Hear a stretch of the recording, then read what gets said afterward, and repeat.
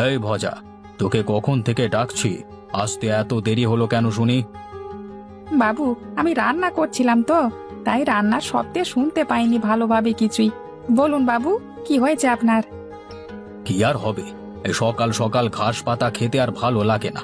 যা যা, ব্যাগটা নিয়ে আয়, আজ ভালো ভালো বাজার করব, আর দুপুরবেলায় দুজনে একসাথে জমিয়ে খাবো, বুঝলি? বলেন কি, সত্যি ভালো মন্দ বাজার করবেন আজকে? হ্যাঁ, সূর্যি আজকে কোন দিকে যে উঠেছে কে জানে। ভজা, তুই না বড্ড বেশি কথা বলছিস। আমি তোকে যা বললাম তাই কর তাড়াতাড়ি, না হলে কিন্তু খবর আছে তোর। যাক, এতদিনে তাহলে আপনার মাথায় আমার কথাগুলো ঢুকলো বাবু।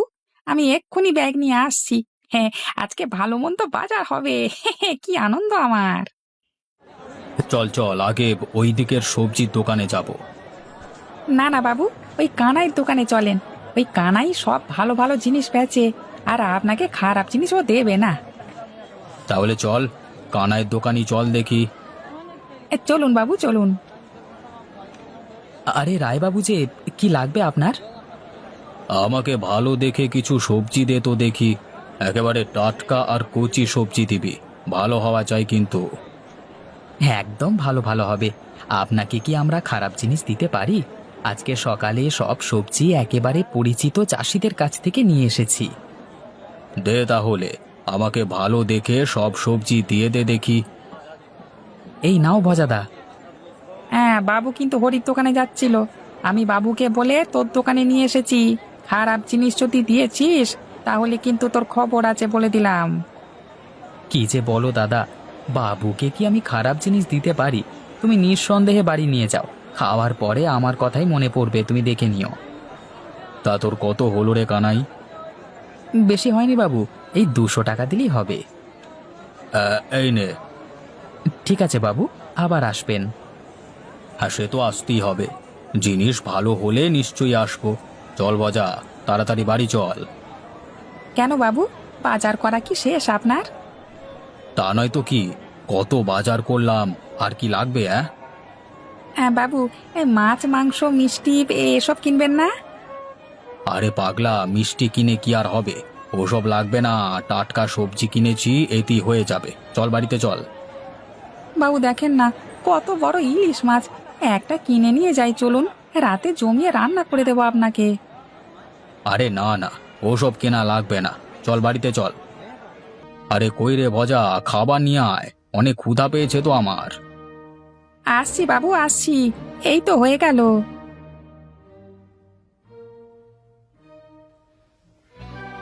এই নিন বাবু, খেয়ে দেখুন কেমন হয়েছে। হুম। আহা ভজা, তোর হাতের রান্না যেন অমৃত। আচ্ছা তুই বলতো, তুই এত কাজ কি করে শিখেছিস?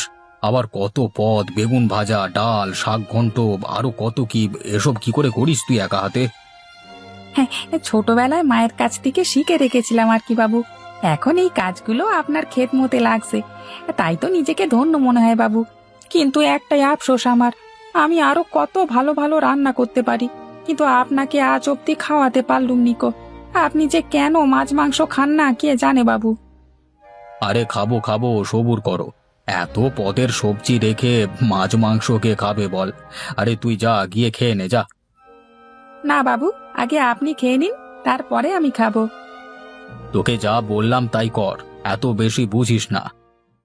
আচ্ছা ঠিক আছে বাবু, আমি যাচ্ছি তবে। আরে নীলকান্ত, কেমন আছিস রে তুই? কতদিন বাদে তোকে দেখলাম। রাঙা পিসিমা, তুমি এই অসময়ে? কেন, আমার আশা করা কি উচিত হয়নি নাকি? না না, আমি সেটা বলিনি, মানে না বলে চলে আসলে যে হঠাৎ করে, তাই বললাম আর কি। তাহলে তোর বাড়িতে আসতে হলে আমায় তোকে বলে আসতে হবে। এই জন্যই তো আমি তোর বাড়িতে আসতেও চাই না। পিসি তুমি বসো বসো, রাগ করছো কেন? আমি তো এমনি মজা করলাম। আর এই এত বড় মাছ তুমি কোথায় পেলে গো পিসি? কোথায় আর পাবো, আমি নতুন করে আড়তের ব্যবসায় আমার জমানো কিছু টাকা লাগিয়েছি, সেখানে বেশ ভালো পরিমাণেই টাকা লাভ হয়। আর তাই আসার সময় আমি তোর জন্য এই মাছ নিয়ে এলুম। এই নে ভজা, মাছটা কুটে রাতকে, আমি রাতে খাবো মাছটা। আচ্ছা ঠিক আছে পিসিমা, দাও মাছটা আমাকে দাও। যাও পিসিমা, ঘরে যাও। অনেক দূর থেকে আসলে দুপুরে খাবার টেবিলে কথা হবে। যে করি হোক, পিসিকে ভুলিয়ে ভালিয়ে আড়তের ব্যবসাতে টাকা লাগাতে হবে।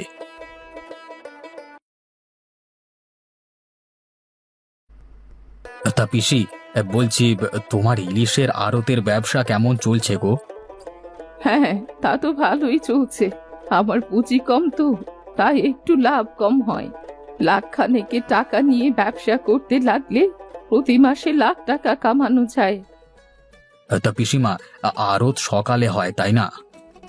হ্যাঁ রে বাছা, সেই 7 সকালে যাই আড়তে, তারপরে আড়ত থেকে মাছ কিনে তা বাজারে বিক্রির জন্য পাঠিয়ে দিই। এইসব কাজের জন্য আমার ঘন্টা 2 সময় লাগে। বা তাহলে তো ভালো। তা আমাকে কি তোমার সাথে ব্যবসা করতে নেবে নাকি পিসিমা? আমি তো সারাদিন বাড়িতে শুয়ে বসেই থাকি আর কি। হ্যাঁ, তুই চাইলে তো করতেই পারিস। তুই আমার থেকে আরো ভালো পারবি এই ব্যবসা করতে। আর আমি তোকে এই কথা বলতেই এসেছি। আমাদের এই জায়গার জেলেরা খুব বিপদে আছে। ওরা নদী থেকে মাছ ধরছে, কিন্তু কারো কাছে বিক্রি করতে পারছে না। তুই এই বিপদে জেলেদের পাশে দাঁড়ালে তোর মঙ্গল হবে রে বাবা। তুমি কি সত্যি বলছো পিসিমা? আমি অনেক দিন ধরে ভাবছিলাম কিছু একটা করা দরকার। এভাবে তো শুধু শুধু শুয়ে বসে সময় কাটে না। ব্যবসা বাণিজ্যের মধ্যে থাকলে দিন সময় ভালোই কাটবে। আচ্ছা ঠিক আছে, তাহলে আমি তোকে কালকে মাছের আড়তে নিয়ে যাব। খুব সকালবেলা ঘুম থেকে উঠবি কেমন? আচ্ছা আচ্ছা, ঠিক আছে, তাই হবে। আমি কালকে সকালবেলায় ঘুম থেকে উঠে তৈরি হয়ে থাকবো। আচ্ছা ঠিক আছে, আমি ঘরে গেলুম তাহলে। কিরে, আজ মনে হচ্ছে অনেক মাছ পেয়েছিস তোরা। এই দেখ, আমি কাকে নিয়ে এসেছি। আজ থেকে এই হলো তোদের নতুন মহাজন। সত্যি বুড়িমা, তুমি না থাকলে যে কি হতো আমাদের কে জানে। আরে আজ থেকে তোমাদের কিছুই হবে না। বরফের গাড়ি চলে আসছে। আমি আসবার পথে সব ঠিক করে রেখে এসেছি। আচ্ছা বাবু, ঠিক আছে। আচ্ছা পিসি, তুমি এখান থেকে সবকিছু গুছিয়ে দাও। আমি হাটে গেলাম, কেমন?